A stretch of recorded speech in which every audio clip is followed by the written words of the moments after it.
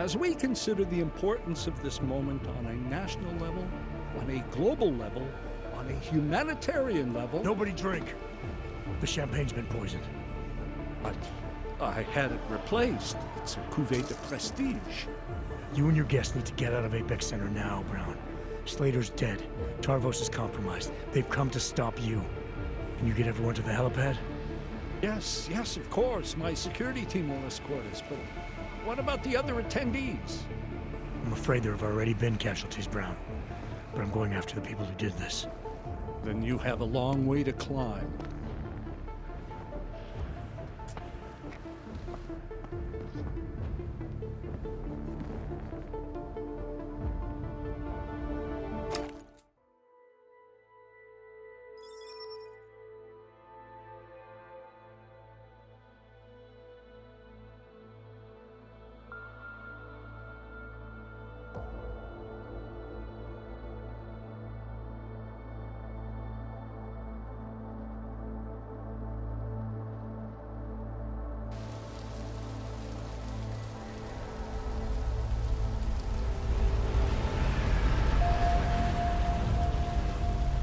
Santo CEO Nathaniel Brown took to the stage today to praise Interpol and Tarvis security services for thwarting what could have been a major terror attack during his Safe Harbor convention last week. Interpol has confirmed that a group of radical terrorists linked to the Augmented Rights Coalition wired the residential towers surrounding Apex Center with enough explosives to destroy 2 city blocks.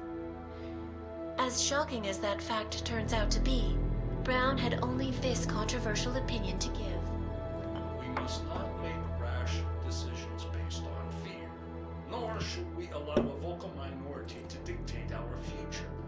The Human Restoration Act is a perversion of all the United Nations stands for. In time, I believe saner minds on the Security Council will prevail. Strong words from a man with an even stronger bank account. Let us see if his prediction proves true. This is Eliza. Hey, are you even listening to this? Live We won! from Pike. Did we? We completely disrupted their plan. Marchenko, the Orchid, the bombs. They've been under too long, man. Time to come up for air. Take a breath. Janus messaged me last night, said Brown's been lobbying like a champ. He and the people you saved know the act isn't a solution. Picus will talk around it as long as they can, but that thing is finished. Janus always seems to have the inside track. Except when it really matters. Miller, right? I'm sorry, Adam. I really did think he was working for the Illuminati. For a while, we both did. By the time I realized he was innocent. We can't change the past. We have to keep going. What are you thinking? How many more plans do they have in motion? How many more soldiers like Marchenko are waiting for the call? Don't call him a soldier. He was a thug, man. Soldiers have a code of honor. Honestly, I'm surprised you let him live.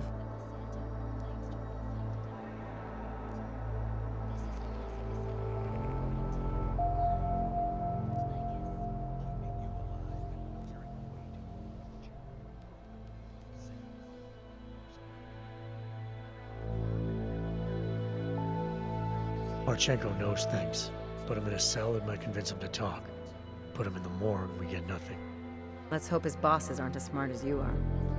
Regardless, we want the men behind him. Behind the Human Restoration Act. The ones still out there in the shadows. It's time for me to start pulling them into the light.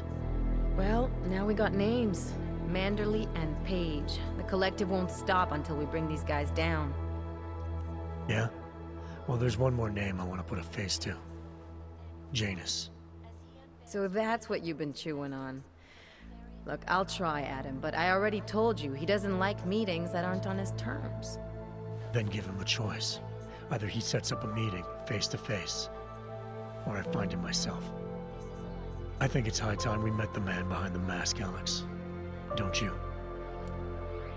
This report just in. Law enforcement officials in Prague have tracked down and captured the bomb maker, whose deadly explosive devices claimed the lives of dozens of innocent travelers earlier this week. The woman, a An ex-army demolition specialist named Allison Stanek appears to be a religious fanatic and leader of the tech cult group, Church of the Machine God. Police arrested her and several of her followers inside the cult's headquarters, following an extensive investigation. If you ask me, folks, that is some very good news indeed. A coroner's report released in Prague today offers shocking new insight into the death of Dr. Talis Rucker, former leader of the Augmented Rights Coalition. Apparently, the primary cause of the doctor's death was the exceedingly high level of alcohol found in his system. No other toxins were present, nor were there signs of any suspicious activity. Sources close to Rucker tell me he had been struggling with alcoholism ever since becoming a public figure. I am sure I do not need to remind you folks that the organization he founded, the Augmented Rights Coalition, has been linked to last week's horrifying terror attack in London. Augmented terrorist Viktor Marchenko, whom law enforcement officials describe as being instrumental